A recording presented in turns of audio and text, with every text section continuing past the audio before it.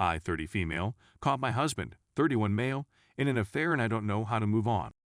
I'd had my suspicions for a while, but I kept dismissing them because I felt he'd never do that to me. He's been resisting my efforts most of the time since about April, sitting differently on the sofa so that he's facing away from me. Minor things. It's with one of our long-term pals. She paid me a visit a few weeks ago. She sent me an SMS. She's claimed to care about me. I discovered it when I turned over and saw them having a Snapchat discussion.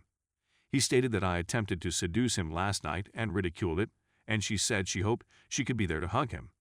When I approached him, he confessed it. He said that it was due to the stress of quarantine. He is unwilling to work things out. He regards me just as a heartfelt friend. When I informed her husband, he confronted her, and they supposedly kissed in February.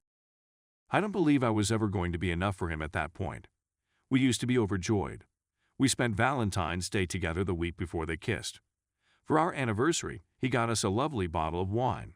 We had a good time, and we were wonderful. I'm at a loss on what to do next. We've only been married for approximately a year. I feel like he stole so much away from me and refuses to go to counseling or sort things out.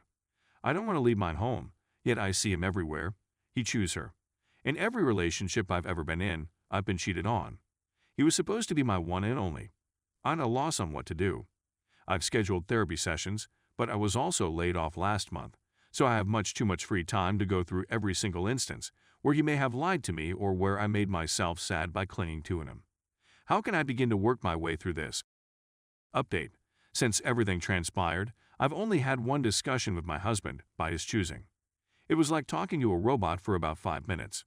I've heard from others that he bemoans how he damaged his life, but I've never received an apology or the same expression of sorrow. I don't care at this time. I know he and the other lady are still together, and to be honest, they deserve each other. That's fantastic. While I still get irritated now and again, I no longer lament what I used to have. Instead, I'm ecstatic with the life I've been given. I relocated to a small walkable city and purchased my ideal apartment. It makes me so pleased to see how I've designed it and to live in a nice location rather than our previous draft home. In our marriage, I was the earner, and he would make me feel bad about wanting to pay for great dinners or do exciting things. I've done a lot of gourmet fun things since coming here and haven't felt bad about it. It's invigorating. I put my toe back into the dating water and had a slew of lackluster dates using dating apps. I just met someone with whom I have a strong connection, and I'm loving how valued and wanted he has made me feel. It's early, and we're going slowly, but dating has taught me that I'm a good catch who doesn't have to settle. Therapy has worked wonderfully for me, and I'm so glad I got started right away. My therapist is pleased with me. I'm pleased with myself. I've stopped seeing divorce as a failure. Not me, but him. I'm actually glad and delighted to wake up each morning and not have this dreadful weight on my chest. The holidays were pleasantly simple, and I was overjoyed to spend time with my family without having to make any sacrifices. Overall, life is nice, and there is a lot more of it ahead of us. In retrospect, I can't believe I spent so much time trying to figure out how to convince him to return home. I've created my own home and pleasure, and that is much more valuable. Story 2. I, 25 female, found out my wife, 24, cheated on me before we got married. We married a few months ago after dating for almost 4 years. I just discovered that she had a 4-month affair with a mutual acquaintance prior to our engagement. Emily, our buddy, is no longer a part of our life, and I'm not sure how to manage the situation. Before we were married, we had a couple of ladies. Emily is someone we'd slept with before. My wife, then GF, allegedly had with her without me approximately a week after we initially slept with her. The blunder was that we invited her back about a month later and had another. I had no idea they were already sleeping together. I feel like such for doing it. Anyway, my father died around this period, and I was dealing with some medical issues of my own. As a result, I wasn't able to be emotionally there for my wife. I accept full responsibility for this, but the fact that she cheated on me when I was at my lowest makes it much more difficult. So, how did I discover this? My wife had left her fitness record book on our table while I was cleaning, or at least what I mistook for her fitness journal. I grabbed it up and opened it to a random page. It was jam-packed with sets and repetitions for various movements. I was flipping through it when I came across a diary-like entry. I scanned it since it indicated Emily's name and saw words that made my heart plummet to the pit of my stomach. I don't want to rewrite what was spoken, but it was obviously a physical as well as an emotional affair. The emotional component is the most lethal. The idea that my wife considered leaving me hurts more than anything else. Later that night, I addressed her. She sobbed and told me she considered telling me so many times. The reason she allegedly hadn't was because I'd had a very difficult existence, particularly in the last 5 years, and things were just beginning to improve. She wasn't sure I could deal with her treachery on top of everything else. She could call the affair off on her own, and she was the one who broke off communication with Emily.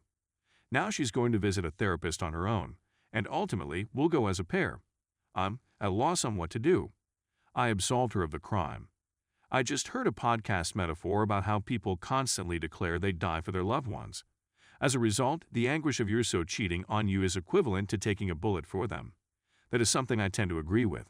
I'm not sure if I'll ever be able to look at her the same way or have total faith in her again. I'm simply at a loss. We have a great connection, or so I thought, open communication, or so I thought, and are best friends and lovers, or so I thought. I believe I was mistaken. Update. At the time I wrote the OP, I was dealing with my wife's infidelity and had resolved to forgive her. Lol. That, as most of you predicted, was the beginning of the end. Over the following 3 months, our marriage deteriorated drastically. Some of the highlights include my wife, Sarah, telling me she felt she was polyamorous, and her attempts to make me feel comfortable welcoming another lady into our relationship. Yes, she had the guts to do this after being found cheating, demonstrating how much she felt I was a pushover. Surprisingly, the lady Sarah desired as our third wasn't even the same woman with whom she'd previously had an affair. I was at my lowest point. Most days, I felt like I was about to have a panic attack at work, and I dreaded returning home. The worst aspect, looking back, is that I blamed myself fully for this catastrophe. My wife was openly dating another lady while attempting to look as normal as possible to all of our friends. Sarah continued promising me that I would come around and appreciate having someone else in our relationship. It took me far too long to wake up in this relationship, but her insistence on polyamory was my wake-up call to all of her manipulative nonsense. I'm not saying polyamory is terrible in and of itself, but how she utilized it in our scenario was shady. Something inside of me eventually broke free, and I requested a divorce. It was as though a light switch had been turned.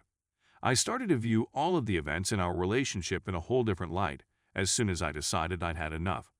I said in our earlier article that we'd done a lot with other ladies. Side note, I'm also a woman, which not everyone picked up on in my initial post. I had always been opposed to when we first began dating. My ex brought up the notion many times throughout our relationship, even bringing our friends into the discussion a couple times over drinks to legitimize it. When it occurred the first time, I had really left the bar and gone back to our apartment to sleep. I was awakened by Sarah bringing another lady to our bed, and I felt compelled to participate in order to avoid awkwardness. My ex then informed all of our, mainly male, friends about our great relationship, and they were predictably extremely supportive. Just kind of escalated from there, and I started to wonder maybe they weren't that horrible after all. Maybe I'd actually changed my mind about them. I could probably write for hours about all of my ex's other deceptive tactics, but needless to say, I eventually recognized I had been in an abusive relationship, both vocally and emotionally. I was broken. The divorce was huge, which came as no surprise to everyone. Sarah still sought to control my behavior even after we were separated, and when she realized I wasn't her puppet, she lost it. She even attempted to persuade me that she was due a third of my portfolio. Lol. We hadn't even been married a year. Then, one night, when picking up some of her items from my house to go back to her new girlfriend's house, she attempted to kiss me. What was my reaction? I instantly puked. The fact that she physically disgusted me to the point of being ill demonstrates exactly how done with her I was. Now, all I know about her is that after we separated, she ended up remaining with the younger female she was seeing. I genuinely felt sorry for her. She reminded me of myself, which is probably why Sarah chose her. Hopefully, she won't be so easily swayed. I, on the other hand, have been great. Following the stress of the divorce, I put dating on hold for a bit in order to concentrate on myself. So to say, I utilized that time to find myself. When I met Sarah, I rediscovered old activities I'd abandoned, joined a gym, and became in great condition. I visited to a few cities before deciding to relocate to a whole new city. I had a couple one-night encounters before deciding it wasn't for me. However, when I'd gotten into my stride as a single person and was genuinely enjoying it, I met this lady, Jess. I think since I wasn't seeking for anything, it caught me off guard, but we connected. We have a lot in common. With her, I felt at ease. She's pretty much everything I've ever wanted in a companion, as well as everything I believed couldn't be done. I assumed you had no choice but to settle. But no. Jess and I have been together for 2 years, and she has showed me what a really loving relationship entails. A relationship that is free of abuse and manipulation. One in which we each have our own individual and relational objectives. We deliberately make time for one another here. It's fantastic. So that's where I'm at the moment. I know a lot of people in this subreddit have been in bad relationships like mine, but I'm here to tell you that it's so much better if you break out of them, being both single and in a better relationship. So don't be concerned about being alone for a while. Accept it as is. Take a step forward. For a time, do whatever makes you happy, and ideally, your Jess will show up when you least expect it. Even if she hadn't in my situation, I'm sure I'd be okay being alone. I know I would have been 1,000 times happy than I was in those final few years with Sarah. So, if you're in an abusive relationship, or just one in which you have no self-esteem left, please get away.